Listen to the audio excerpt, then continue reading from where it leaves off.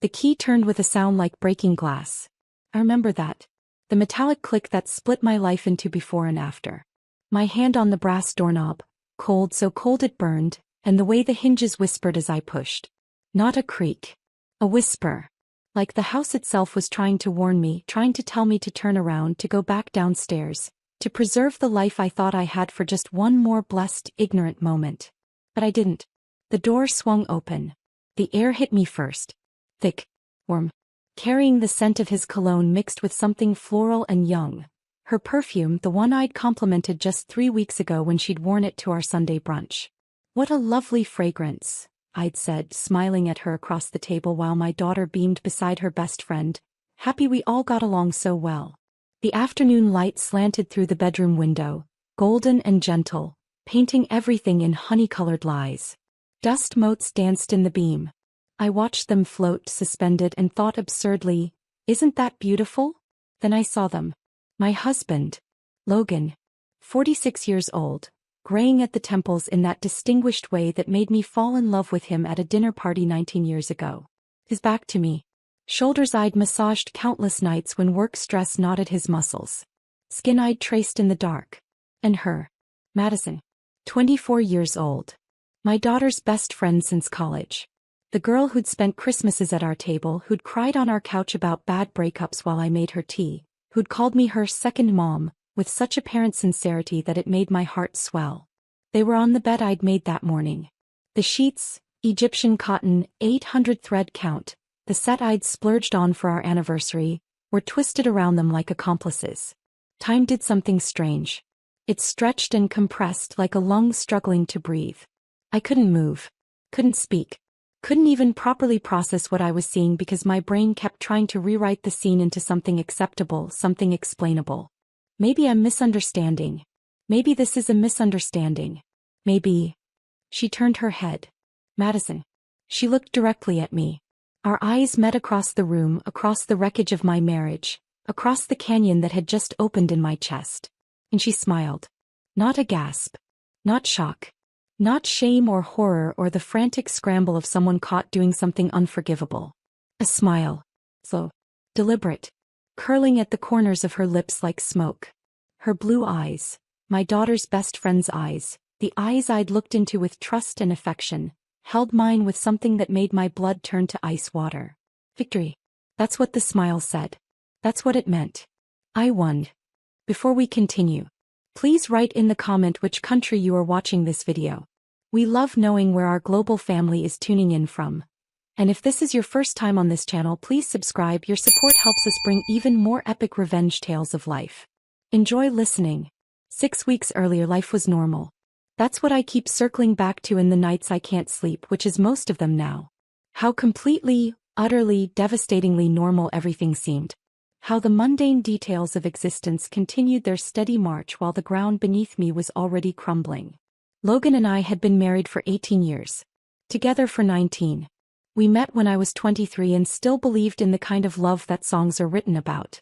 He was 28, confident, successful in commercial real estate, with a laugh that filled rooms and a way of looking at me that made me feel like the only woman in the world. For years I was the only woman in his world. Or so I believed. We built a life. A beautiful life. We had Marlene when I was 25. A daughter with my dark hair and his green eyes, smart and kind and everything we could have hoped for. We bought a house in a neighborhood with good schools and tree-lined streets. I worked as a freelance graphic designer from home, which meant I could be there for Marlene while still maintaining my career, my identity beyond motherhood. We were happy, weren't we? That's the question that haunts me now, picking through the wreckage of my memories like searching through rubble for survivors. Were we actually happy, or had I just been skilled at telling myself we were? The distance crept in so gradually I didn't notice. Or maybe I noticed and chose not to see. It started small. Logan coming home later from work. Reasonable, he was closing big deals, the market was competitive. His phone tilted away from me when he checked messages. Understandable. Client confidentiality, boring work stuff I wouldn't care about anyway. The way he'd shower immediately when he got home before even greeting me properly. Natural, he liked to wash off the day, always had. Little things. Tiny things. Things that any reasonable, trusting wife would explain away. And I did. God, I did. Everything okay? I'd ask over dinner. Fine. Just work stress. He'd smile, reaching across the table to squeeze my hand. Nothing to worry about. So I didn't worry. I pushed down the small voice that whispered, something's wrong, and focused on the life we'd built. Marlene had just graduated from college and was living downtown, starting her career in marketing. Logan's business was thriving. We were planning a trip to Italy for our 20th anniversary next year. We had couple friends, weekend plans, inside jokes that spanned decades. We were fine. Until Madison started coming around more often. Marlene and Madison had been inseparable since their sophomore year of college. Madison came from a difficult background. Parents who divorced messily, a mother who moved out of state and barely kept in touch. She attached herself to our family with the intensity of someone starving for stability, and I welcomed it. I felt for this girl who'd been dealt such a hard hand. I wanted to provide the maternal warmth she'd been denied. Your mom is amazing, she'd tell Marlene right in front of me, her voice honey-sweet.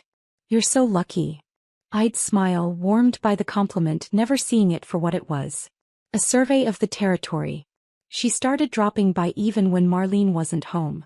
I was in the neighborhood, she'd say, all sunshine and innocence. Thought I'd say hi. Logan would be home those afternoons. Working from his home office. And I'd make coffee for the three of us, chat about her job search, offer advice about navigating the adult world. Playing mentor. Playing mother. Playing the fool. Madison's a sweet girl, Logan said one evening after she'd left.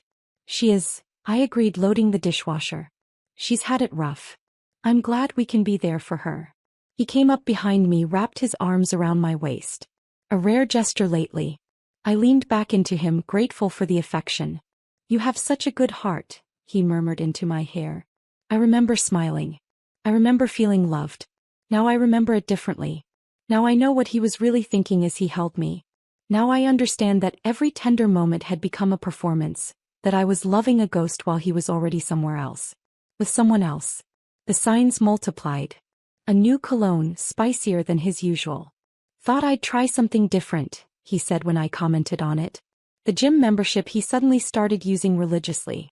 Getting back in shape, he explained, patting his stomach. Not getting any younger. The way he'd angle his phone away during dinner, fingers flying over the keyboard with the kind of focused attention he used to reserve for conversations with me. Who are you texting? I asked once, trying to keep my voice light, casual, not wanting to be that wife. Just Mike about the Thompson deal. Mike was his business partner. The Thompson deal was real. The explanation was plausible. I wanted to believe him. So I did. 3 weeks before I opened that bedroom door, Marlene invited Madison to Sunday brunch. We went to a new place downtown, all exposed brick and artisanal everything. Marlene was excited about a promotion possibility. Madison had just started a new job as a social media coordinator. Logan was in a good mood, joking and engaged in a way he hadn't been in months. I remember thinking, this is nice. This is us getting back to normal. Madison wore a floral perfume that day. Light, feminine, spring-like. When she hugged me hello, I caught the scent fully. What a lovely fragrance, I said. What is it? Jo Malone, she said. Peony and blush suede. It's beautiful. She smiled at me. Then she looked at Logan. Just a flicker of a glance, there and gone so quickly I almost missed it. But I didn't miss it. And even then, even with that little alarm bell ringing somewhere deep in my consciousness, I explained it away. She was young. He was a handsome older man. It was natural for her to seek male approval, especially given her absent father. It didn't mean anything. I repeated this to myself like a mantra, like a prayer, like if I said it enough times it would be true. 2 weeks before the door, Logan came home with flowers. Lilies. My favorite. No special occasion. Just because. What's this for? I asked, genuinely pleased. Do I need a reason to buy my wife flowers? He kissed me. Really kissed me the way he used to. And that night we made love, and for those brief moments I thought we'd turned a corner, that whatever distance had grown between us was closing, that we were finding our way back to each other. I fell asleep with his arm around me, feeling secure for the first time in months. I didn't know that lilies are also funeral flowers. I didn't know I was sleeping next to a stranger wearing my husband's face. 1 week before, I noticed a text notification on his phone while he was in the shower. The phone was face up on the kitchen counter. I wasn't snooping. It was just there. The preview on the lock screen said, "Can't wait for tomorrow. Same time." No name. Just a phone number. My hand hovered over the phone. Every instinct screamed at me to unlock it, to look, to know. But I couldn't. Because looking would mean I didn't trust him. Looking would mean I thought my husband was capable of. I didn't look. I walked away. "Who's texting you about tomorrow?" I asked when he came out of the shower, towel around his waist, hair dripping. "Tomorrow." He looked confused. Then, "Oh, probably Mike. We're meeting with a potential investor." The message seemed casual for business. He laughed. "Mike's a casual guy. You know that." I did know that. Mike was casual. The explanation made sense. I let it go. That night, Logan said he had to work late the next day. "This investor is only available after hours," he explained. "Might not be home until 9 or 10. "Hey," I said. "You don't mind?" "Of course not. Work is work." He kissed my forehead. "You're the best." The day that would become, that day, the day I'd be forever divided from. I woke up with a headache. One of those tension headaches that starts at the base of your skull and wraps around your head like a vice. I'd been having them more frequently. Stress, I told myself. Just stress.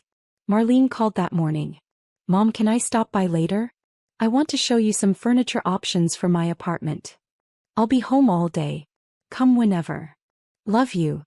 "Love you too, sweetheart." Logan left for work at 8. "Kiss me goodbye. See you tonight. Good luck with the investor." "Thanks, babe." Then I rushed and left for work because I was already late. I worked through the morning. A logo redesign for a boutique hotel. The work was good, engaging, but I couldn't focus. I felt headache persisted. Around 2 o'clock, Marlene called again. "Hey Mom, I'm so sorry. Something came up at work. Can we do the furniture thing tomorrow instead?" "Of course, honey. Tomorrow works. You're the best. Love you." Love you. 3 o'clock, my headache was worse. I decided to go home and rest. I packed my bags and left. I got home and head upstairs to lie down for a bit. Maybe sleep it off. I took 2 aspirin. Changed into comfortable clothes. Was heading toward the guest bedroom. I didn't want to mess up our neatly made bed, when I heard it. A sound. From our bedroom. A soft sound. Almost nothing. The kind of sound you'd normally ignore. But I didn't ignore it. I stood in the hallway, head tilted, listening. My heart started beating faster without knowing why. Another sound. Definitely from our room. Maybe Logan came home early. Maybe he's sick. Maybe. I walked to the door. Put my hand on the knob. The key turned with a sound like breaking glass. They say that in moments of extreme trauma, time slows down. That your brain processes everything in hyper detail as some kind of evolutionary survival mechanism. Fight or flight. Except I couldn't fight and I couldn't flee. I could only stand there, frozen in the doorway, while my entire world crumbled in slow motion. Logan turned his head. Saw me. His face. I watched it transform through a dozen emotions in the span of a heartbeat. Fear. Guilt. Calculation. The calculation was somehow worse than all the rest. Claire. My name in his mouth sounded like a lie. But Madison. Madison didn't move except to turn her head and smile. That smile. I understood everything in that smile. Every answered question I'd been too afraid to ask. Every instinct I'd suppressed, every doubt I'd explained away, every small betrayal that had paved the road to this moment. She knew I'd come home. She'd planned this. This wasn't an accident I'd stumbled upon. This was a performance and I was the intended audience. The sound that came from my throat wasn't a scream. It was smaller than that. Quieter. A sound like something breaking underwater. Like drowning. I stepped back. 1 step. 2. Claire, wait. Logan was scrambling up, reaching for clothes, for excuses, for any possible version of this that wasn't exactly what it was. I closed the door. Stood in the hallway. My hands still on the knob. My body shaking so hard I couldn't tell where I ended and the trembling began. Footsteps behind the door. Frantic movement. Low voices, his panicked, hers calm. I walked away. Down the stairs. Each step felt like moving through water. Through concrete. Through some substance heavier than reality. My hand on the banister, I focused on that. The smooth wood under my palm. Something solid. Something real. The front door. I reached it. Put my hand on it. Then stopped. Where would I go? This was my house. My home. For 18 years this had been my sanctuary, my safe place, the structure that held my life together. And he'd brought her here. Into our bed. The bed where we'd made love. Where we'd held each other through nightmares. Where I'd nursed him through the flu. Where he'd held me the night my father died, letting me sob into his chest until there were no more tears left. That bed. I turned around. Walked to the kitchen. Filled a glass with water using hands that shook so badly water spilled onto the counter. I tried to drink. Couldn't swallow. Set the glass down. The kitchen looked exactly the same as it had this morning. Sunlight through the window. The coffee maker I'd used hours ago. The grocery list on the refrigerator in my handwriting. Milk, bread, chicken breast, laundry detergent. Normal. Everything looked so criminally normal. I heard the bedroom door open upstairs. Footsteps. Coming down. I stood very still. Logan appeared. Breast now. Hair disheveled. His face, I couldn't look at his face. Couldn't bear to see the features I'd loved for 19 years twisted into this stranger's expression. Claire.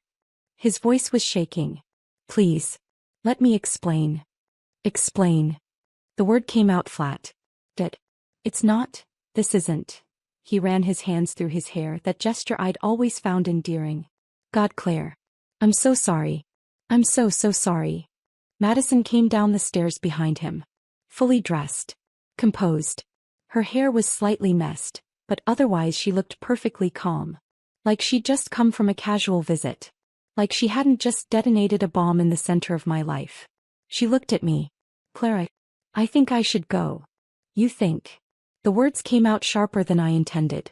Than I'd ever spoken to anyone. You think you should go? She had the grace to drop her eyes. But only for a moment. When she looked back up there was something else in her expression. Not shame. Something harder. More deliberate. I'm sorry you had to find out this way. This way. Not sorry for what she'd done. Sorry for the way I'd discovered it. As if there was a better way to find your husband in bed with your daughter's best friend. As if there was a polite, painless method of having your life torn apart. Leave my house. My voice sounded strange. Distant. Like it belonged to someone else. She moved toward the door. Slowly. Deliberately.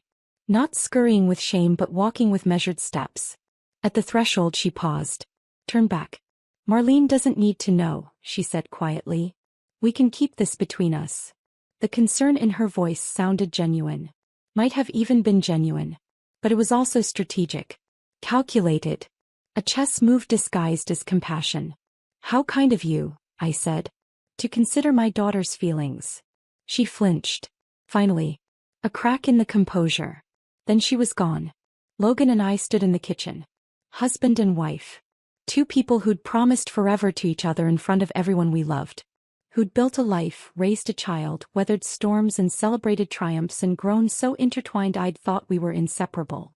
But we weren't people anymore. We were a crime scene. Evidence of something terrible.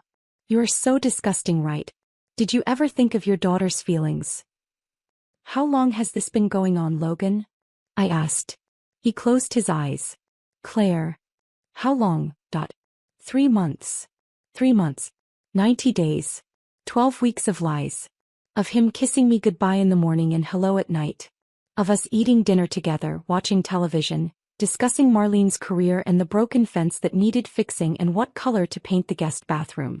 3 months of him touching me while thinking of a small girl old enough to be his daughter. Of making love to me while remembering her.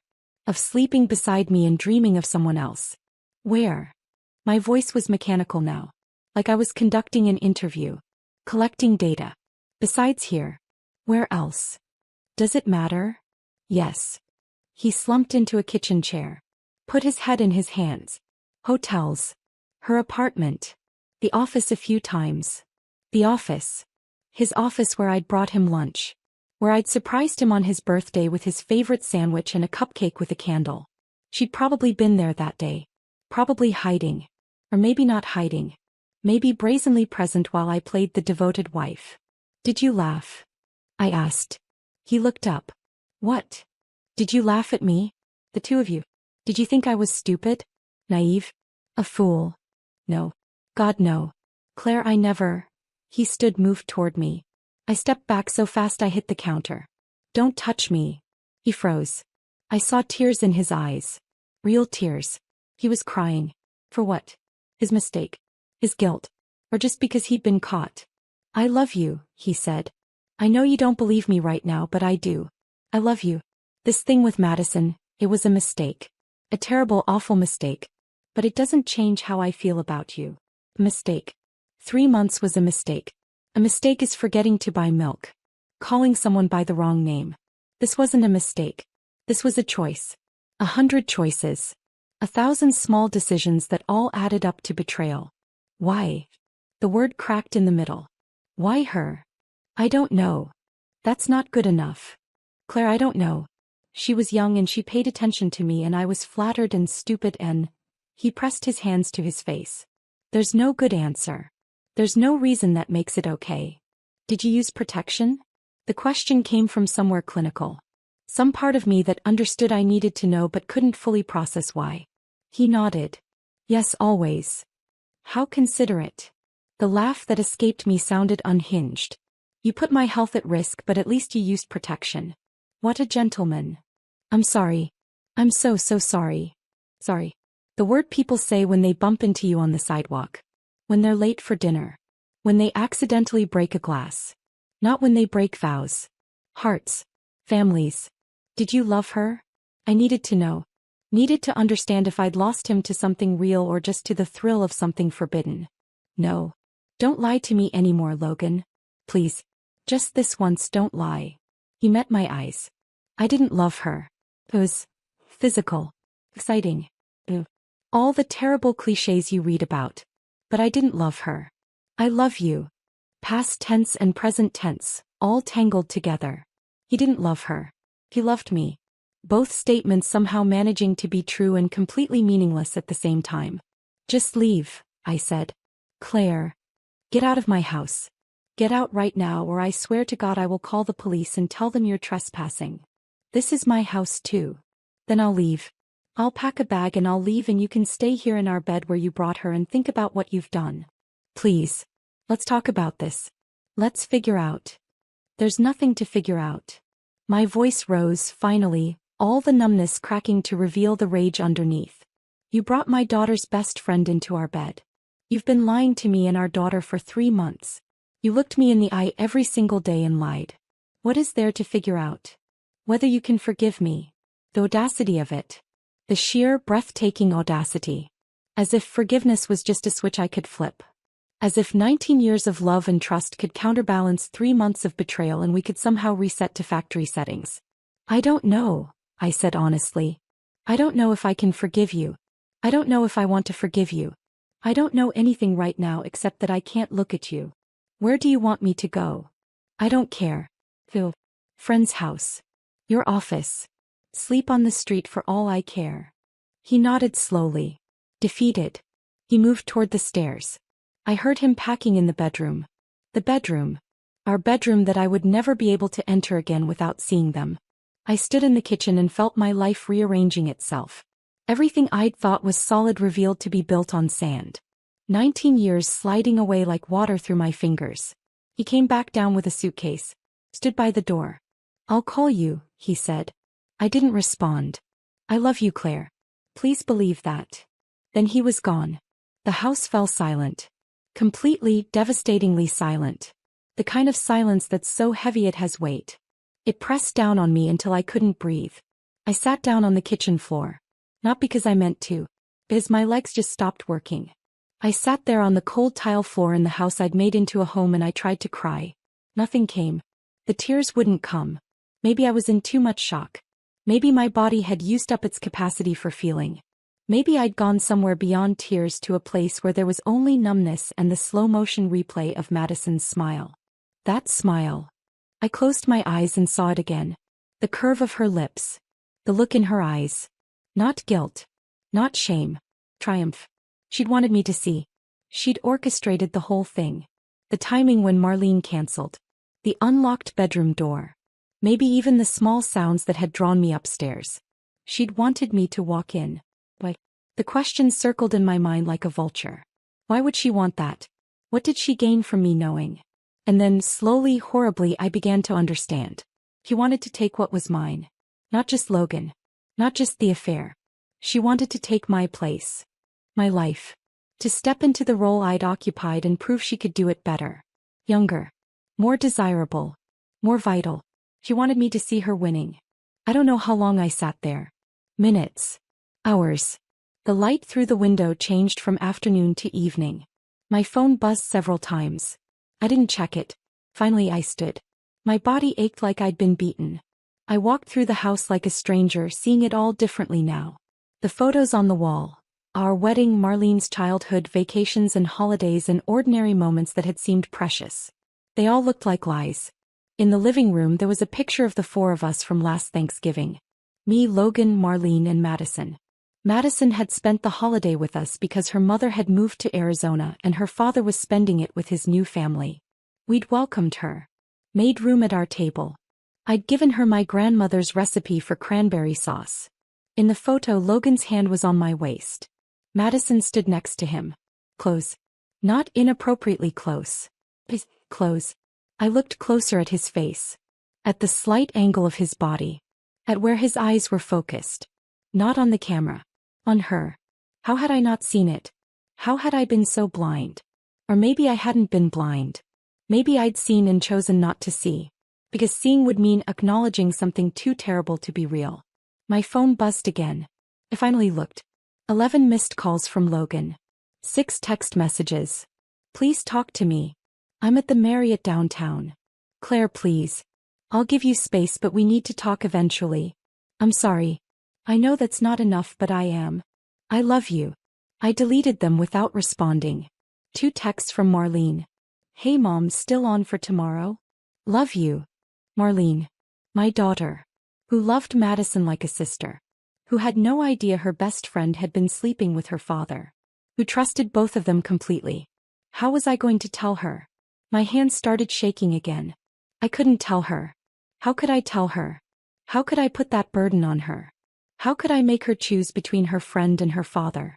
How could I shatter her worldview like mine had just been shattered? I couldn't. But I would have to. Eventually. Because Madison worked with Marlene. They saw each other constantly. They were planning a girls' trip next month. Madison was woven into Marlene's life as thoroughly as she'd been woven into mine. I typed back, yes, tomorrow works. Love you too, sweetheart. The lies were already starting. The performance of normalcy. Protecting her until I figured out how to explain the unexplainable. Another text came through. Unknown number. Claire, it's Madison. I know you don't want to hear from me, but I wanted to say I'm truly sorry. I never meant to hurt you. Please don't tell Marlene. It would destroy her. I stared at the message. The sheer gall of it. She was worried about Marlene being destroyed? She who'd spent 3 months sleeping with Marlene's father? She who'd smiled at me like a victor while my world fell apart? I typed back, you meant to hurt me.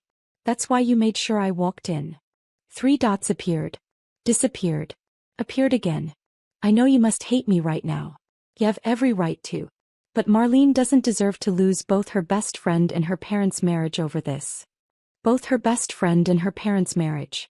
As if those 2 things were equivalent. As if Madison's friendship was as valuable as 18 years of marriage. You should have thought of that before you slept with her father. I did. But it happened anyway. People make mistakes. That word again. Mistake. As if it was accidental. Oops, I tripped and fell into bed with your husband. My bad. I threw my phone across the room. It hit the wall with a satisfying crack but didn't break. Of course it didn't break.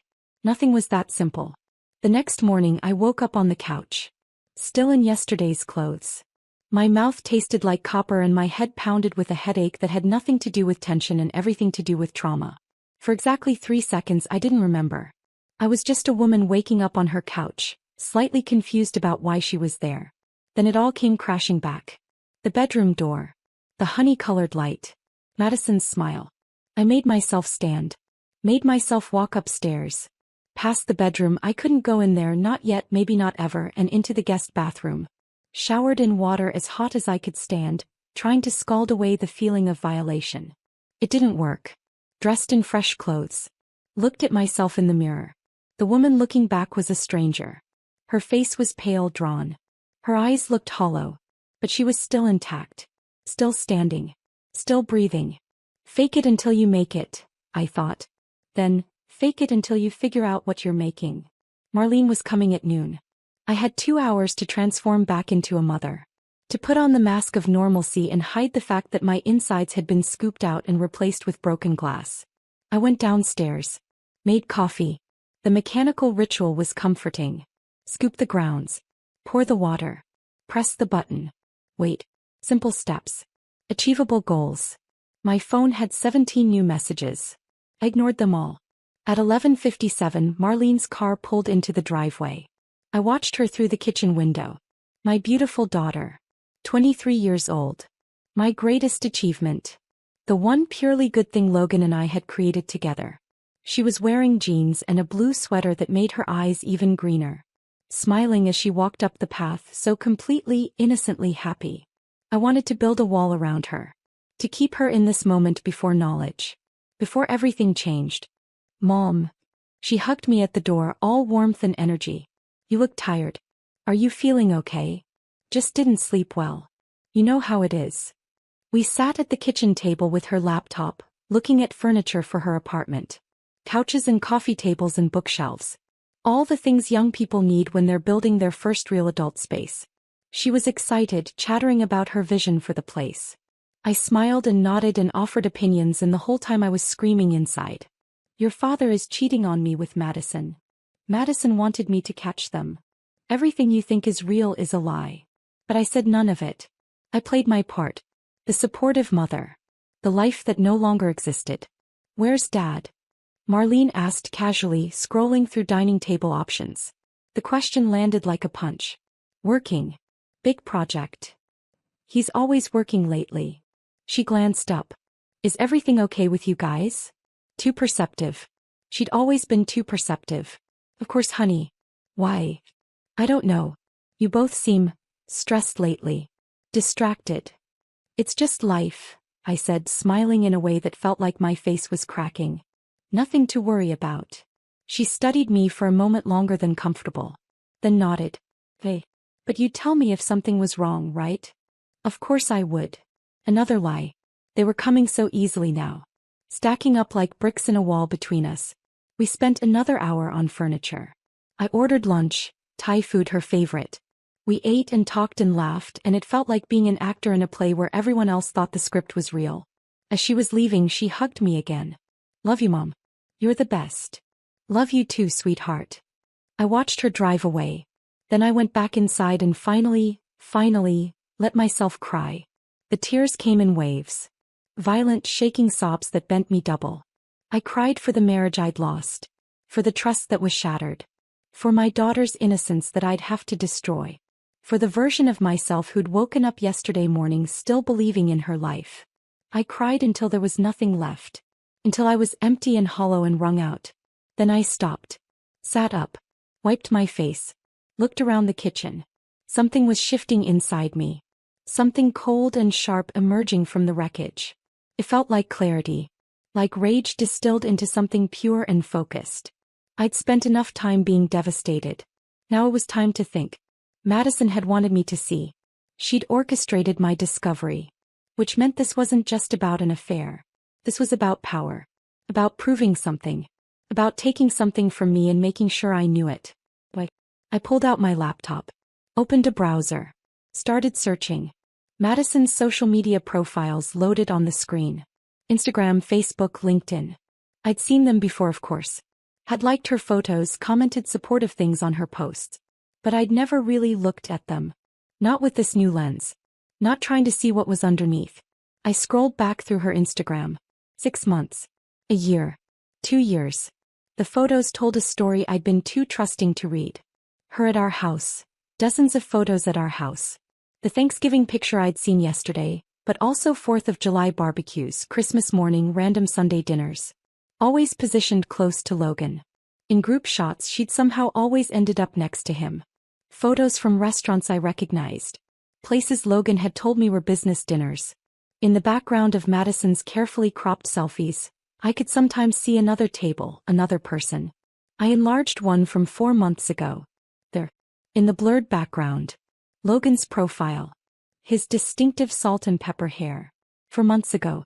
He'd said 3 months. So that was a lie too. Or maybe he'd lost track. Maybe there had been so many lies he couldn't keep them straight. I kept scrolling. Back further. To when Marlene and Madison had first become friends. A photo from their college days. A party. Madison front and center, gorgeous in a short dress, holding a red cup, laughing. The caption, "Sometimes you just need to find a better family." The comments were supportive. Heart emojis. "You deserve the best. Love you, girl." But I saw it differently now. The better family. She'd been looking for a better family. And she'd found ours. Or maybe she'd found Logan. More photos. More evidence of a years-long integration into our lives. Birthday parties. Casual hangouts. She'd been a constant presence, so gradual in her infiltration that we'd never questioned it. I found her Facebook. Less active but older posts. From her college years before she met Marlene. Photos of a different Madison. Harder. More rebellious. Clubbing photos and party pictures and captions about trust issues and broken people. Then 3 years ago a shift.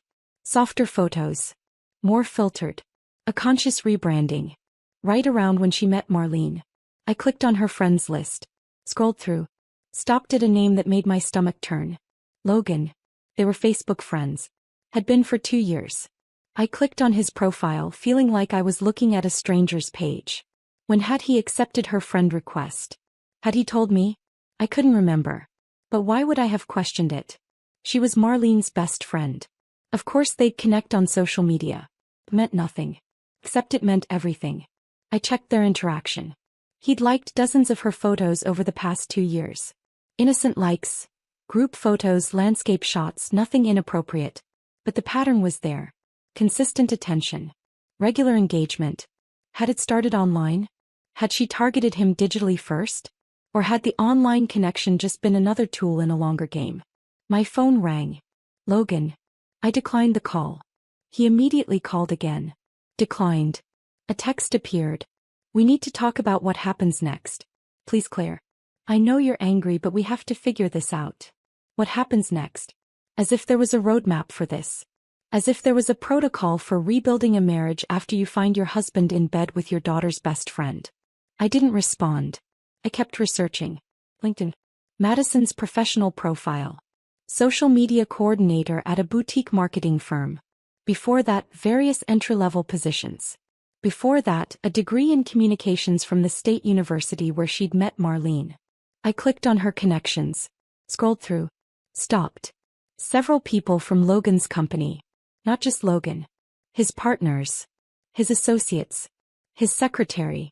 When had she connected with them? Why? I opened a new tab. Searched Madison Carter and Logan's company name together. Nothing came up. But I kept digging. Checked the company's social media accounts. There. 6 months ago. A photo from a company charity event. Madison in the background talking to one of Logan's partners. The caption mentioned friends and family in attendance. Had Logan invited her? As whose guest? As Marlene's friend? Or as something else? The pieces were arranging themselves into a picture I didn't want to see. This wasn't just an affair. This was calculated. Methodical. She'd been working her way into his life, into our life for years. Building connections. Creating opportunities. Positioning herself. But why? What was the end game? I thought about her background. The absent mother. The father who'd remarried and started over. The childhood spent feeling unwanted and replaced. Then she'd met Marlene, who had everything Madison didn't. Stable family. 2 parents who loved each other. Financial security. Emotional safety. Everything Madison wanted. So she decided to take it. Not through friendship. Through substitution. She didn't want to be part of our family. She wanted to be me. The smile. That victorious smile. It made sense now. She'd won. She'd seduced my husband. She'd infiltrated every corner of my life. And she'd made sure I knew it because my knowledge was part of the victory. I had to see her winning. Had to witness my own replacement. Except she'd miscalculated one thing. I wasn't gone yet. I sat back, closed the laptop. My tears had dried. My hands were steady. Something crystalline and cold had formed in my chest where my heart used to be. I couldn't tell Marlene. Not yet. That would cause exactly the chaos Madison wanted. Marlene would be devastated, would probably blame herself somehow, would be torn between her loyalty to me and her friendship with Madison. The family would fracture publicly, painfully, exactly as Madison had designed. Well, if I was going to do this, I had to do it right. I had to let Madison think she'd won. Had to let Logan think there was a chance at reconciliation. Had to keep playing my role while I figured out how to flip the script. I picked up my phone. Called Logan. He answered on the first ring. Claire. Thank God. I've been. We should talk, I said. My voice was calm. Measured. But not yet. I need some time to process. A few days. Of course. Whatever you need. Thank you for. I'm not promising anything, Logan. I just need to think. I understand. I'll give you space. But Claire, I meant what I said. I love you. I want to fix this. I know, I said. Letting him hear what he wanted to hear. Letting him think there was hope. We'll talk soon. I hung up before he could say more. Next, I did something that made my skin crawl. I texted Madison. We should talk. Coffee tomorrow. Just us. The reply came within seconds. Yes.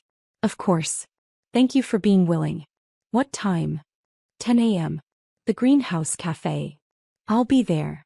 I put the phone down. Looked around my kitchen. My house. My life that had been violated and invaded and stolen piece by piece.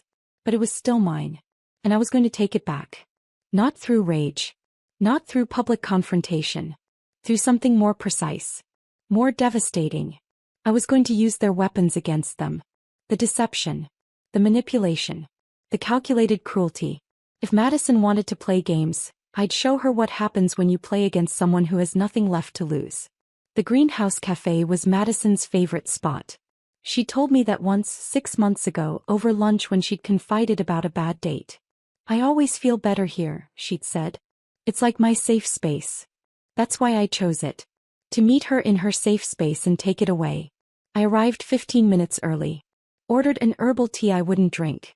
Chose a table by the window where the morning light would catch my face just right. I dressed carefully.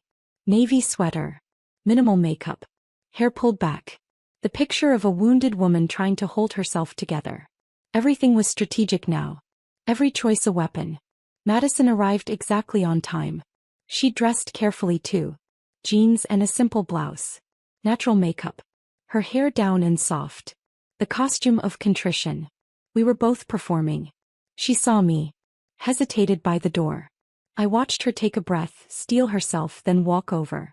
Claire. Thank you for meeting me. She sat down across from me, hands folded on the table.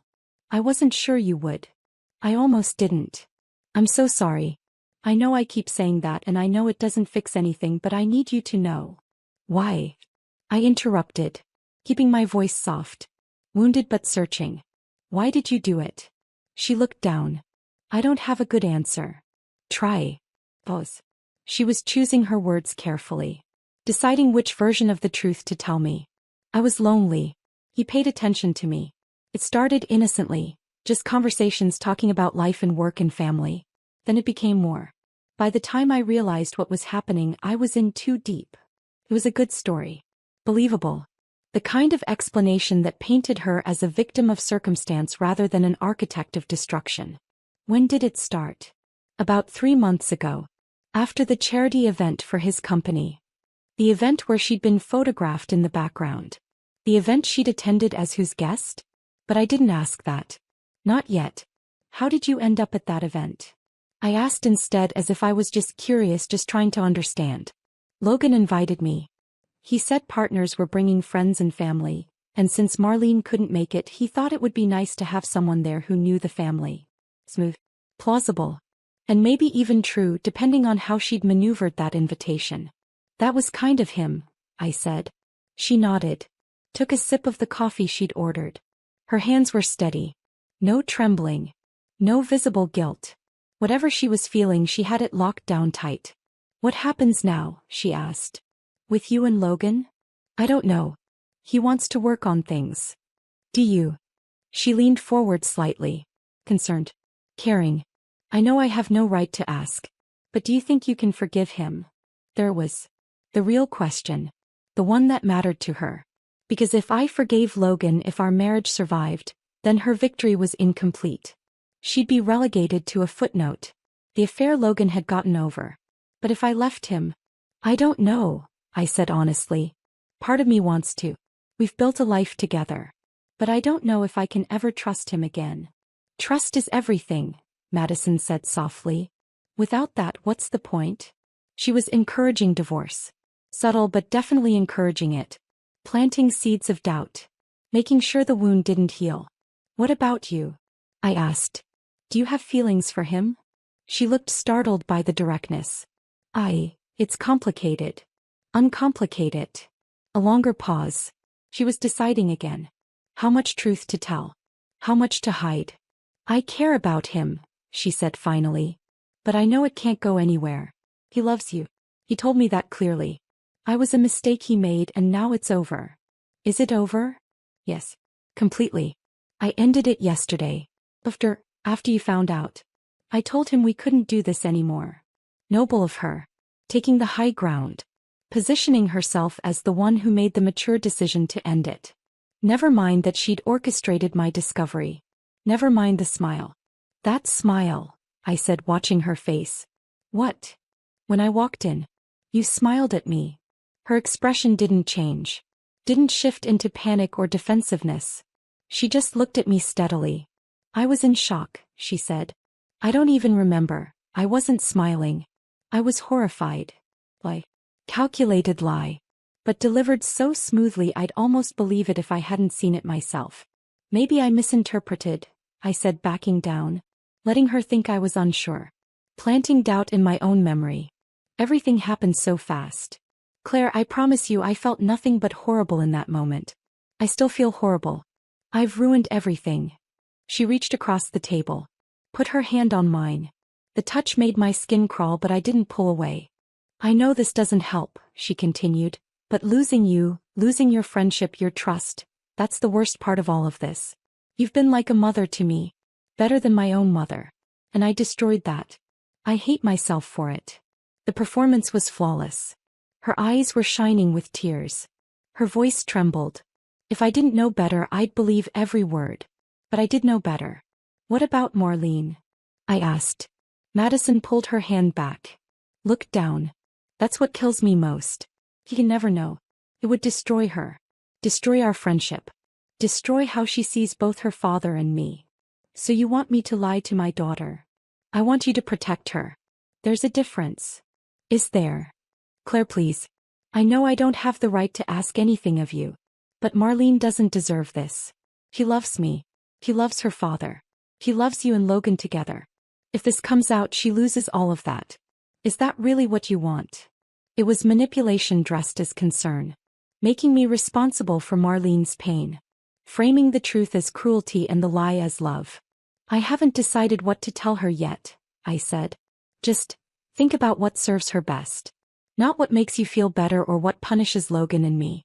What actually helps Marlene. I wanted to throw my tea in her face. Wanted to scream that she should have thought about Marlene before sleeping with Marlene's father. But I didn't. I stayed calm. Stayed in character. You're right, I said. I need to think about Marlene. Relief flickered across Madison's face.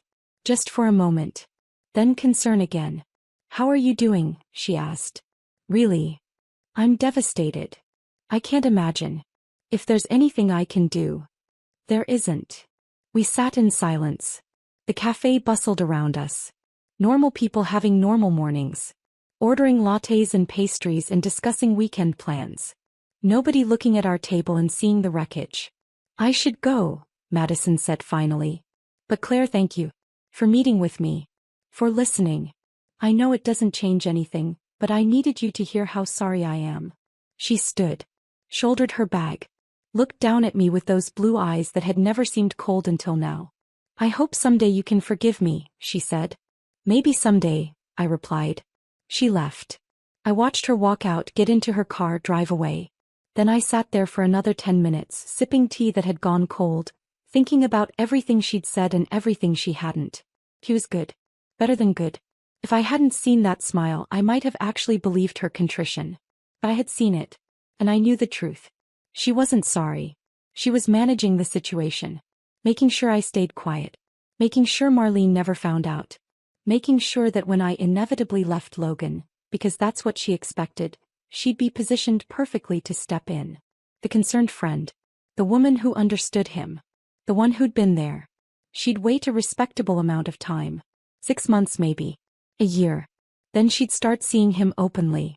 Marlene would be shocked at first, maybe angry, but Madison would frame it as something that developed later, after the divorce, after everything had settled. She'd say they'd found comfort in each other. That love happens unexpectedly. That she never meant for it to happen. Marlene would eventually accept it because Madison was her best friend and Logan was her father, and what choice would she have? Madison would move into my house. Sleep in my bed. Host holidays at my table. Become Marlene's stepmother eventually. She'd have everything she wanted. My life, perfectly transferred to her like a donated organ. That was the plan. I could see it so clearly. And I was going to burn it to the ground. I picked up my phone. Made a call. Jenkins Private Investigations. How can we help you? I need to hire someone, I said. For surveillance and background research. What's the situation? My husband is having an affair. I need documentation. Everything. Where they meet, how often, communications if possible. And I need a deep background check on the other woman. We can do that. When would you like to start? Today. The investigator's name was Tara Bennett. Mid-40s, formerly NYPD, now running her own private firm. She met me at a coffee shop across town, somewhere I'd never been, somewhere Madison and Logan would never think to look. I read your initial forms, Tara said, sliding into the booth across from me. She was direct, professional, with sharp eyes that probably saw everything. Your husband and your daughter's best friend. That's complicated. That's one word for it. What are you hoping to get from this investigation? Divorce proceedings? Criminal charges? Just peace of mind? I don't know yet.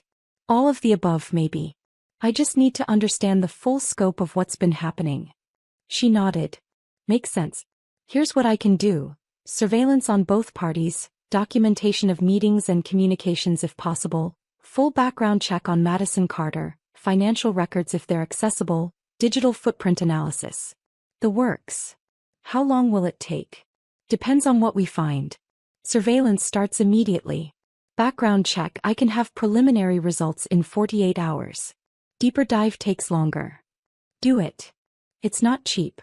I don't care. She quoted me a number that made my stomach drop. But I had my own money. I'd worked throughout our marriage, maintained my career, my independence. I'd never needed Logan financially. One of the things I'd been proud of. Now I was grateful for it. One more thing, I said. I need to know if there are others. Other women. If this is a pattern. Tara's expression softened slightly. You think she's not the first? 3 months doesn't feel like a first affair. It feels like he's had practice. I'll look into it. Credit card statements, hotel records, phone logs if we can access them. If there are others, we'll find them. We finalized the details. She'd start surveillance that afternoon. Updates every 2 days. Everything documented, everything admissible in court if needed. When I left that meeting, I felt something I hadn't felt since I opened the bedroom door. A sense of purpose. I wasn't just a victim anymore. I was an investigator. A strategist. The next 2 weeks were an exercise in acting. I played the wounded wife considering reconciliation. Met with Logan twice for talks, where I let him apologize, let him cry, let him make promises about counseling and commitment and never straying again. I nodded. I listened. I even let him hold my hand once. All while Tara and her team documented everything. They were still seeing each other. Despite Madison's claims that it was over. Despite Logan's tearful promises. They were still meeting. More carefully now. Different hotels, always paid in cash. Burner phones that Tara's tech specialist managed to identify. They were being cautious but not cautious enough. Tara got photos. Time-stamped, location tagged, undeniable. Logan entering a hotel room. Madison arriving 15 minutes later. Both leaving separately after 2 hours. This happened 3 times in 2 weeks. Each time I saw the photos, something died inside me. Whatever small, stupid part of me had hoped he was telling the truth. That maybe it really had been over. That maybe remorse was genuine. It wasn't. He was still lying. Still choosing her. Still thinking he could have both. The background check on Madison came back more interesting than I'd expected. Tara handed me a thick folder. Your instincts were good. This girl has a pattern. I opened it. Started reading. Madison's college years were more complicated than I'd known. She'd been involved in a scandal her junior year, an affair with a married professor. It had been hushed up, resolved quietly, but Tara had found the records. The professor's wife had filed a Title IX complaint. Nothing came of it officially, but the professor had been encouraged to resign. She was 20, Tara said. Already targeting older, married men with something to lose. There was more. After college, before she'd gotten her current job, she'd worked briefly at a law firm. Fired after 6 months. The official reason was poor performance, but Tara had talked to former colleagues. Madison had been involved with one of the partners. Another married man. That time the wife had found out and issued an ultimatum. Madison was fired to save the marriage. She's done this before, I said, feeling sick. Multiple times. She targets stable, successful men in established relationships. Works her way in through legitimate connections. School, work, friends. Makes herself indispensable. Then strikes. Why? Tara shrugged. Without a psychological evaluation I can only guess. But the pattern suggests she's not just attracted to married men. She's attracted to what they represent. Stability. Success. Family she didn't have. She wants to take what these other women have. She wants to be me. More or less. And she's gotten better at it with practice. The professor, she was young and sloppy. Got caught quickly. The lawyer, she lasted longer but still made mistakes. With your husband she's been methodical. Building the relationship over years. Integrating herself into the family structure. Making herself seem inevitable. I thought about all those holidays, all those dinners, all those times I'd welcomed her into our home thinking I was being kind. She'd been studying me. Learning me. Preparing to replace me. There's something else, Tara said. She pulled out another document. Her social media activity. My tech guy did a deep analysis. She's been scrubbing posts. Systematically deleting anything that doesn't fit the image she's cultivating now. What kind of posts? Party photos. Provocative selfies. Anything that made her look less wholesome. She's been rebranding herself for about 3 years. Right around when she met your daughter. Creating a cleaner, more respectable online presence. Premeditation. All of it was premeditated. What about Logan? I asked. Has he done this before? Tara's expression turned sympathetic. Not that I can find. No pattern of affairs, no suspicious charges or hotel stays before Madison. Either he's been incredibly careful or she really is his first. I didn't know which answer I wanted to hear. First meant our entire marriage hadn't been a lie, just the end. Multiple meant I'd been a fool from the start. However, Tara continued, I did find something interesting in his finances. Over the past 6 months he's been moving money. Small amounts, transferred to a separate account your name isn't on. My blood went cold. How much? About 40,000 so far. 40, I couldn't finish the sentence. It could be innocent. Savings, investments. But combined with everything else, it looks like he's preparing for something. Maybe planning to leave. Maybe setting up a nest egg for his new life. With her. He was planning a future with her. While still living in our house, sleeping in our bed, telling me he wanted to fix things. The betrayal was so layered, so complete I almost laughed. I want everything, I said. Every photo, every receipt, every record. I want a full dossier on both of them. And I want proof of the financial transfers. All of it documented and court-ready. You're filing. I'm going to do more than file. ## Part 7. The plan. I spent the next week planning like I was orchestrating a military campaign. Every move calculated. Every contingency considered. Logan thought I was still deciding about our marriage. I'd continued the illusion, meeting him for sad, quiet dinners where he'd hold my hand and promise to do better. Where I'd cry just enough to seem broken but not beyond repair. I'm trying, I'd tell him. I just need more time. Take all the time you need, he'd say, believing he was winning me back. Madison thought I was protecting Marlene, keeping the affair secret to preserve my daughter's innocence. She'd even texted me a few times with concerned messages, "How are you holding up?" and "Thinking of you," and "Let me know if you need anything." I'd respond briefly, coolly, maintaining just enough contact to keep her thinking she was safe. Marlene still knew nothing. That was the hardest part. Seeing my daughter, talking to her, pretending everything was fine while this enormous truth sat between us like a wall. But I needed her ignorant just a little longer. What I was planning required surprise. I met with a divorce attorney, the best in the city. Catherine Morrison, known for decimating unfaithful spouses in court. "I want everything he's entitled to and nothing more," I told her. "I'm not trying to destroy him financially. But I want what's fair, and I want it documented that the marriage ended due to his infidelity." Catherine reviewed Tara's evidence. Nodded approvingly. "This is airtight. Multiple instances of adultery, ongoing deception, financial irregularities. You'll get a fair settlement, possibly more given his behavior." "What about the money he moved?" "We'll argue he was hiding assets in preparation for divorce. The court doesn't look kindly on that. We can likely get it returned plus compensation." Good. That felt like justice. But the divorce was just the legal framework. It wasn't the real plan. The real plan was about exposure. About truth. About making sure everyone knew exactly who Madison was and what she'd done. Not out of cruelty. Out of protection. Because as long as Madison's pattern remained hidden, she'd keep doing this. Keep targeting families. Keep destroying lives. Someone had to stop her. I started collecting everything. Tara's investigation. The background check. The timeline of her previous affairs. The deleted social media posts that Tara's tech expert had recovered.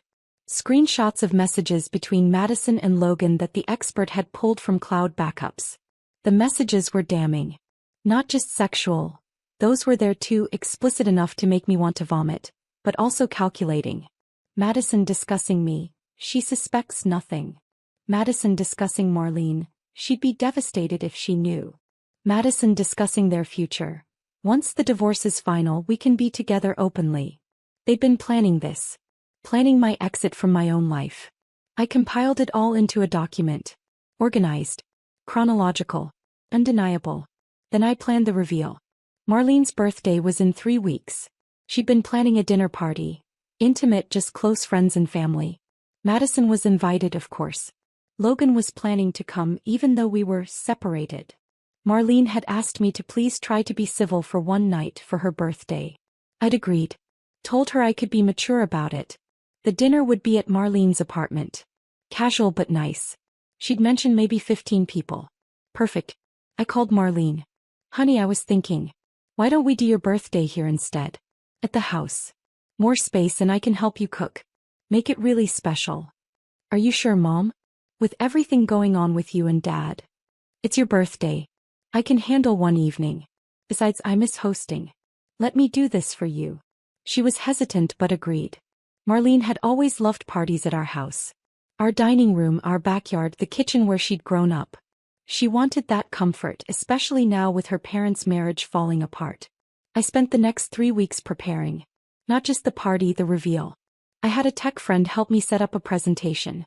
The evidence organized into a clear, compelling narrative. Photos, texts, timeline, everything. I'd play it on the TV in the living room. After dinner, before dessert. When everyone was comfortable and unsuspecting. Maybe. But Madison had chosen cruelty first. Had orchestrated my humiliation. Had smiled while my life shattered. Turnabout was fair play. I also made sure certain people were on the guest list. Marlene's friends, obviously. Madison's co-workers. Marlene worked at the same company now. They'd naturally be invited. Logan's business partners. Marlene had met them at company events, considered them family friends. And I made one special addition. The wife of the lawyer Madison had been involved with. Her name was Patricia. She lived in the city. I'd found her through Tara's investigation, reached out through a carefully worded Facebook message. "You don't know me, but we have something in common. I'd like to talk." We'd met for coffee. I told her my story. She told me hers. The pain in her eyes had matched mine. I tried to warn people about her, Patricia said. Posted about it on some forums, but she threatened legal action. Defamation. I had to delete everything. What if he didn't have to? What if there was proof? I'd shown her the evidence. Watched her face as she recognized Madison's pattern. Her methods. She's doing it again, Patricia whispered. God, she's doing exactly what she did to us. Help me stop her. And Patricia had agreed. She'd come to the party. As my guest. My friend. No one would know who she was until the moment of revelation. 3 weeks. I cooked Marlene's favorite foods. Decorated the house. Played the gracious hostess planning her daughter's celebration. Logan came by to drop off a gift for Marlene a few days before the party. This is good of you, he said. Hosting despite everything. Marlene really appreciates it. She's my daughter. I'd do anything for her. I know. He looked at me with something that might have been love or might have been guilt. Claire, after the party, can we talk? Really talk about our future? Sure, I said. Smiled. Let him hope. He left believing I was softening. That maybe reconciliation was possible. That his patient campaign of remorse was working. Madison texted, "Is it weird if I come to Marlene's party? I don't want to make things uncomfortable for you." I replied, "Come. Marlene wants you there. I can handle it. You're amazing, Claire. Really. Your strength through all of this is incredible." I didn't respond to that. Couldn't trust myself to maintain the facade through text. The night before the party, I reviewed everything one final time. The evidence was airtight. The presentation was ready. The guests were confirmed. Marlene called, excited about the next day. "I can't wait, Mom. It's going to be perfect." "It is, sweetheart," I said. "It really is." I meant it, though not in the way she thought. The next evening, as guests began arriving at my house for my daughter's birthday party, I felt calm. Eerily calm. The kind of calm that comes when you've made peace with burning everything down. Marlene was radiant. 24 years old, beautiful and kind and unsuspecting. She hugged me when she arrived. "Thank you for this, Mom. For being so strong." "Always, baby." Logan arrived next. Awkward but trying. We greeted each other politely. Like distant acquaintances instead of husband and wife. Madison arrived fashionably late. Stunning in a blue dress. She hugged Marlene, handed her a wrapped present, then turned to me. "Claire. Thank you for having me." "Of course," I said. Smiled. Let her think she was safe. The party filled with people. Marlene's friends, coworkers, family friends. Patricia arrived and I introduced her as a new friend I'd met recently. No one questioned it. We ate dinner. Laughed. Toasted Marlene. Everything was perfect and normal and exactly what a birthday party should be. Then I stood up. "Before we have cake," I said, "I'd like to share something. A little presentation." "Marlene, honey, this is part of your gift." Marlene looked confused but pleased. "Mom, you didn't have to." "I wanted to." I picked up the remote. Turned on the TV. "Everyone, if you could gather in the living room for just a moment." They filed in. Curious, unsuspecting. Madison stood near the back, next to Logan. I watched them exchange a glance. Brief. Hidden. The first flicker of concern. Marlene stood in front, excited to see what her mother had prepared. I pressed play. The screen filled with text. The truth about Madison Carter. Marlene's smile faltered. "Mom, what?" "Just watch, sweetheart." The presentation began. It started with the affair. Photos of Logan and Madison entering hotels. Timestamps. Locations. Undeniable evidence. The room went silent. Marlene's face drained of color. He turned to look at Madison, then Logan, then back at the screen. "No," she whispered. "No, this isn't." But it was. And the presentation continued. Text messages between them, projected large enough for everyone to read. Explicit messages. Planning messages. Messages about me. "She has no idea." And, "This is easier than I thought. And soon we can stop pretending." Then came Madison's history. The professor. The lawyer. The pattern laid out in clear, chronological detail. Patricia stepped forward. "That's me," she said, pointing to a photo on screen. "My husband. What she did to my family." Madison had gone white. "This is, you can't." "I can," I said calmly. "It's all true. All documented. All real, Logan was trying to reach Marlene, who jerked away from him like he'd burned her. Marlene, please let me explain. Explain. Marlene's voice cracked. Explain what? That you've been sleeping with my best friend? That you both lied to me? Marlene, I'm sorry, I never meant. Madison started. Don't. Marlene's voice was sharp as glass. Don't you dare talk to me. The presentation continued. More evidence. More history. Madison's deleted social media posts recovered and displayed. Photos of her with other married men. Evidence of her systematic rebranding. Her calculated infiltration into our family. The room was dead silent except for the presentation's audio. Me narrating the timeline, explaining each piece of evidence with clinical precision. Some guest had started recording on their phones. I'd expected that. Welcomed it. This needed to spread beyond this room. When the presentation ended, the screen went black. I turned on the lights. Madison was crying. You have no right. This is defamation. I'll sue you for what? Catherine Morrison stepped out from where she'd been standing near the back. I hadn't mentioned I'd invited my attorney.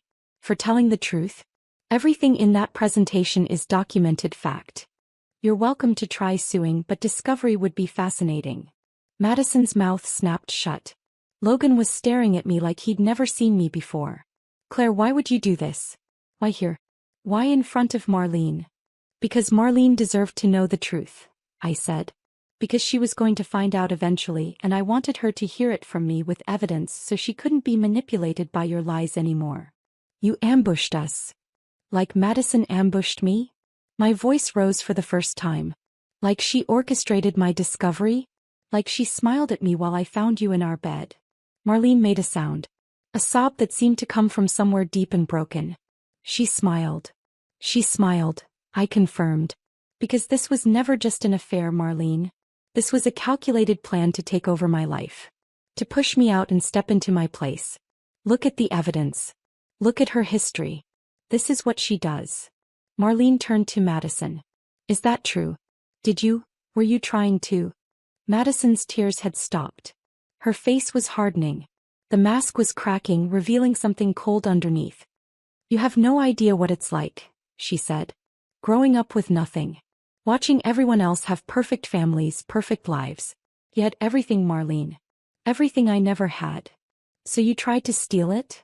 Marlene's voice was shaking. You pretended to be my friend while sleeping with my father? While planning to destroy my family. I wasn't trying to destroy it. I was trying to be part of it. By replacing my mother?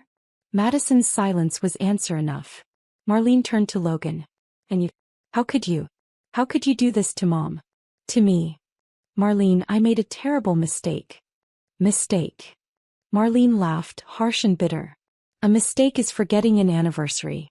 This is. She couldn't finish. Turned to me. Mom. I'm so sorry. I brought her into our lives. I trusted her. I thought. This is not your fault, I said firmly, going to her. None of this is your fault. You trusted people you loved. That's not wrong. They're the ones who betrayed that trust. I held my daughter while she cried. Over her shoulder I watched the other guests. With disgust. Several of Logan's business partners were looking at him with expressions that said his professional reputation had just taken a hit. Madison's co-workers were whispering, phones out, already texting others at their company. The exposure was complete. Patricia approached Madison. I told you someone would stop you eventually. I told you this would catch up with you. Madison looked at her with pure hatred. You bitter old. Careful, Catherine said. There are witnesses. And unlike what's on that screen, actual defamation has consequences. Madison grabbed her purse. I'm leaving. Good idea, I said. And Madison, if you contact my daughter, my husband, or me ever again, I'll get a restraining order. And I'll make sure every employer in this city knows exactly what you do to families. You can't do that. I can. And I will. You've built your life on hiding your pattern. I'm going to make sure it follows you everywhere. She left. The door slammed behind her. Several guests left shortly after, uncomfortable with the wreckage they'd witnessed. But some stayed. Marlene's real friends. People who cared about her, about the truth. Logan stood alone in the center of the room. Claire, he said. Can we talk? Privately. No. Anything you need to say can be said in front of our daughter. He looked at Marlene. I love you. I know I've hurt you terribly. But you're my daughter and I love you more than anything. Just not more than you wanted, Madison, Marlene said quietly. It wasn't like that. Then what was it like, Dad? Help me understand how you could do this. He had no answer. No explanation that wouldn't sound hollow.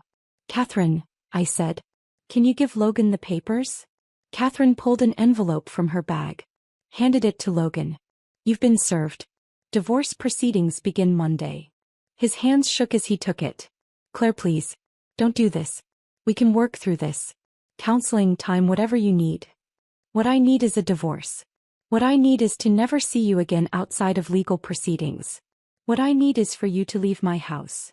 This is my house too. Not for long. Catherine has filed for an emergency order. Given the evidence of your infidelity and financial irregularities, I'm confident the judge will grant me temporary sole occupancy. You have 24 hours to collect your essential belongings. Everything else will be handled through attorneys. His face crumpled. You're really doing this. You did this. When you made the choice to betray me. Every day for 3 months. Sorry, 6 months, since that's the real timeline. You made the choice. This is just the consequence. He looked around the room.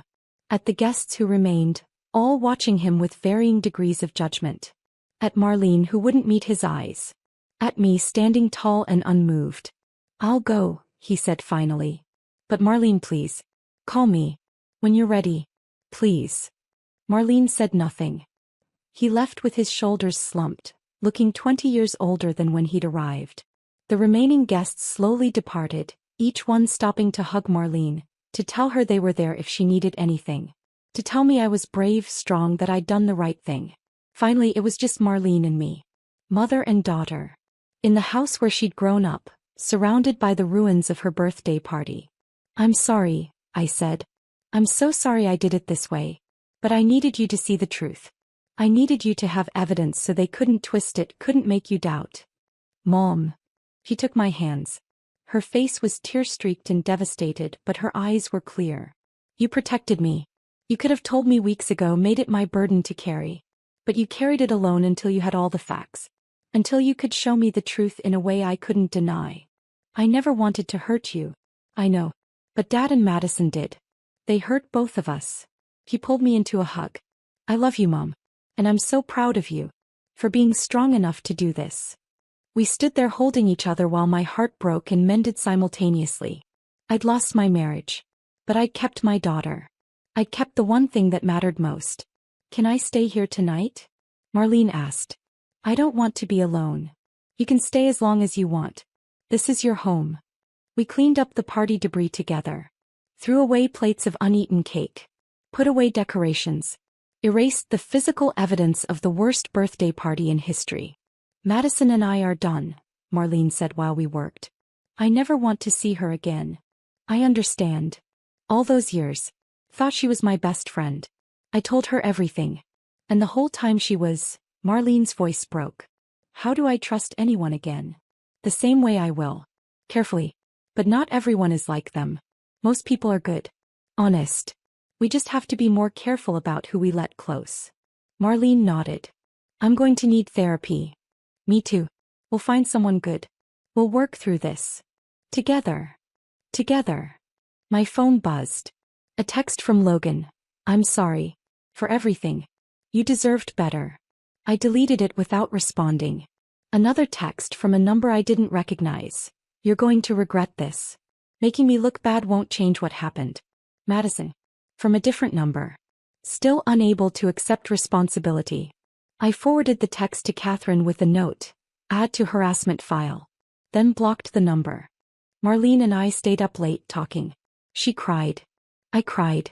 We ate ice cream straight from the container and watched stupid movies and slowly began the process of healing. Around 2 in the morning, Marlene fell asleep on the couch. I covered her with a blanket, watched her sleep like I used to when she was small. Then I went upstairs. To the bedroom. I'd avoided it since that day, sleeping in the guest room. But it was time. I opened the door. Turned on the light. The bed was still made. I'd never touched it after. The room looked normal. Innocent. Like nothing terrible had happened here. I stripped the bed. Every sheet, every pillowcase. Carried them downstairs and shoved them in the trash. Not the laundry. The trash. Some things couldn't be cleaned. Then I went back upstairs and opened Logan's closet. Started pulling out clothes. Piling them on the floor. He had 24 hours to collect his things. I was going to make it easy for him. Everything of his in one pile ready to go. In the back of his closet I found a box. Small velvet. My heart seized. A ring box. I opened it. Inside was a necklace. White gold, delicate with a small diamond pendant. Expensive. Tasteful. There was a receipt in the box. Purchased 3 weeks ago. The same day he'd brought me flowers. My hands shook. The necklace wasn't for me. I'd received flowers. This was for her. Except now there was no her. Their relationship was exposed, destroyed. He couldn't give it to Madison now. So he'd probably try to give it to me. A peace offering. A reconciliation gift. Hoping I'd never know it was meant for someone else. The calculation of it. The coldness. It clarified everything. I put the necklace back in the box. Placed it on top of the pile of his clothes. He could have it. Could give it to whoever he wanted. Meant nothing to me. I finished clearing his things. Bathroom products. Books from his nightstand. Pictures where he appeared, into a box ready for him to take. I was erasing him from my space. From my life. It took hours. By the time I finished, the sun was rising. The bedroom looked different. But also cleaner. Like I'd removed something toxic. I made the bed with fresh sheets. Lay down and waited to feel something. Sadness. Regret. Grief for the marriage I'd lost. Said I felt relief. And somewhere underneath the exhaustion and pain something else. Freedom. The next few weeks moved in a blur of legal proceedings, therapy sessions and slow reconstruction. Logan came to collect his things. I wasn't there. Catherine advised against it. Marlene wasn't there either. She temporarily moved in with me, unable to face being alone, unwilling to see her father yet. He left a note on the kitchen counter. I'll regret this for the rest of my life. I'm sorry I threw away everything for something that meant nothing. You deserved better. Marlene deserved better. I hope someday you can both forgive me. I read it once. Put it in a folder labeled, Divorce, Miscellaneous. Felt nothing. The video from Marlene's party had spread. Not virally. I'd asked the guests not to post publicly and most had respected that. But within our social circle, within Logan's business circle, within Madison's professional circle, it had made the rounds. Logan's business partners distanced themselves from him. Not officially, he still worked there, but the dynamic had shifted. Trust was broken. His judgment was questioned. Several clients requested different account managers. Madison was fired from her job. Marlene told me quietly without satisfaction. Hostile work environment, Marlene explained. Several people said they couldn't work with her after seeing what she'd done. HR decided it was easier to let her go. How do you feel about that? I asked. I don't know. Part of me thinks she deserves it. Part of me feels guilty for feeling that way. She made her choices. These are the consequences. Madison tried to contact Marlene several times. Calls, texts showing up at Marlene's apartment. Marlene blocked her number. Got a restraining order when Madison wouldn't stop. She keeps saying I don't understand, Marlene told me after one particularly upsetting incident. That she was just trying to have a family. That she loved me like a sister and dad like. She couldn't finish. She's rewriting history, I said. Making herself the victim. Don't let her. I'm trying not to. The divorce proceedings moved forward. Logan tried to contest the settlement at first, arguing that the house was marital property and the split should be equal. Catherine destroyed that argument with the financial records. The money he'd been moving. The gifts he'd bought Madison charged to joint credit cards. The hotel rooms. Everything. The judge was not sympathetic. I got the house, the majority of our savings and a fair spousal support arrangement. Logan got what was left of his reputation and the apartment he'd been renting. He's asking if you'd meet with him, Catherine told me after one hearing. Says he needs closure. Tell him no. He can get closure from a therapist. She smiled. Already did. Marlene started therapy. Individual sessions to process the betrayal, the broken trust, The complicated grief of losing a friend and watching her parents' marriage dissolve. I went to different therapists, similar issues. You did something extraordinary, my therapist, Dr. Wells, said during one session. Most people stay silent. Hide the truth. You exposed it. I humiliated them publicly. You held them accountable publicly. There's a difference. Is there? Sometimes I wonder if I went too far. If I should have handled it privately. Would private have protected future victims from Madison's pattern? Would it have given Marlene the evidence she needed to understand this wasn't her fault? No. Then you did what you needed to do. Not out of cruelty. Out of truth. I wanted to believe that. Most days I did. Other days I wondered if I'd become as cruel as Madison, just in a different way. But then I'd remember the smile. That victorious, calculated smile. And I'd know I'd done the right thing. 3 months post-exposure, I got a call from Patricia, the lawyer's wife. 2 other women contacted me, she said. They saw the video. They'd been involved with Madison too. Different times, different cities. Same pattern. They want to know if we're building a case. A case for what? I don't know exactly. Maybe a civil suit. Maybe just a public warning. But they want to help document her history. Make sure it's out there for anyone who Googles her name. She could sue for defamation. Not if it's true. And we have proof. All of us. I thought about it. About whether more exposure, more revenge, more public shaming would help or just perpetuate the cycle. Let me think about it, I said finally. Hey. But Claire, thank you for what you did. You gave the rest of us permission to stop being silent. After she hung up, I sat with that. The idea that my revenge, my justice, my truth had empowered others. Was that worth the pain of the method? I still wasn't sure. Marlene got a promotion at work. New department, away from the people who'd witnessed the drama. A fresh start professionally. I'm thinking of moving, she told me over dinner one night. Not far, but into my own place. Actually making my apartment feel like home instead of a temporary stop. That's good, I said, meaning it even as my heart hurt at the thought of her leaving again.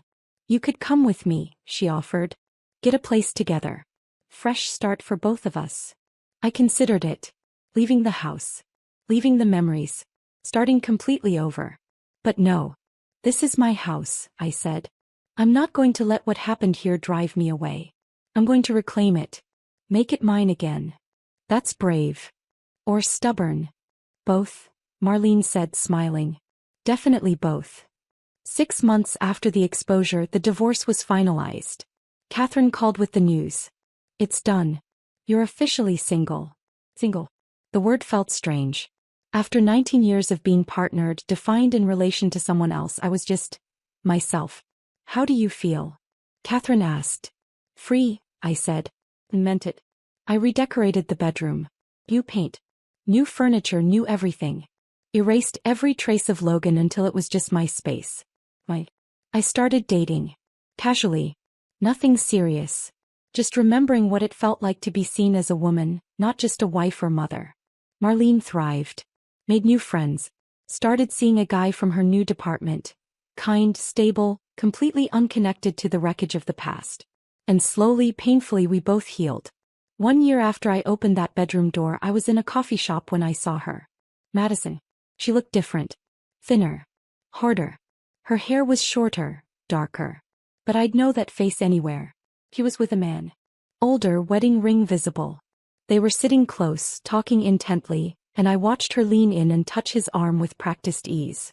The pattern was repeating. Our eyes met across the cafe. Recognition flickered in hers. Then something else. That same cold calculation I'd seen in our bedroom. She smiled. Not victorious this time. But not ashamed either. It was a smile that said, "You didn't break me. You didn't stop me. I'm still here." My first instinct was rage. The urge to walk over, to warn the man, to expose her again. But I didn't. Because I understood something in that moment. Madison would always be Madison. She'd keep doing this. Keep targeting families. Keep trying to take what others had built. And I couldn't spend my life following her around, warning people. I couldn't let her occupy any more of my time, my energy, my life. She'd already taken enough. Yet I smiled back. Not the wounded smile of a victim. Not the bitter smile of someone still trapped in the past. A A smile of someone who'd survived. Who'd fought back. Who'd rebuilt. A smile that said, "You wanted my life. You tried to take my place. But I'm still here. Stronger. Free. And you're still doing the same desperate thing, chasing the same hollow victory." A smile that said, "I won." I stood, gathered my things and walked past her table without a word. Left the coffee shop. Left her to her next victim, her next scheme, her next attempt to fill whatever emptiness drove her. Because she wasn't my problem anymore. I drove home to the house I'd reclaimed. To the life I'd rebuilt. Marlene was coming for dinner. I was making her favorite pasta. We were going to watch a movie and laugh and just exist in the peace we'd fought so hard to create. In the driveway, I sat for a moment in my car. Looked at my house. My home. The place where everything had fallen apart and where I'd slowly put the pieces back together. It wasn't the same as it had been. I wasn't the same. The cracks were still visible if you knew where to look. But cracks let the light in. And I was full of light now. Hard-won, battle-tested light. I'd walked in on my husband and my daughter's best friend. I'd seen Madison's smile, that cruel, victorious smile, and it had nearly destroyed me. But only nearly. Because I'd chosen to fight back. To expose the truth. To refuse to be erased. I'd lost a marriage. But I'd kept my dignity, my daughter, and most importantly myself. And in the end that was everything. I got out of the car. Unlocked my front door. Walked into my house with my head high. Behind me the past stayed where it belonged. Ahead of me the future waited, uncertain yes but mine. And as I started cooking dinner, preparing for an evening with my daughter, I caught my reflection in the kitchen window. I was smiling. Not with pain. Not with bitterness. With peace. With power. With the quiet knowledge that I'd survived the unsurvivable and come out stronger. Madison had smiled at me in that bedroom thinking she'd won. But this time I was the one smiling. And this time it was real.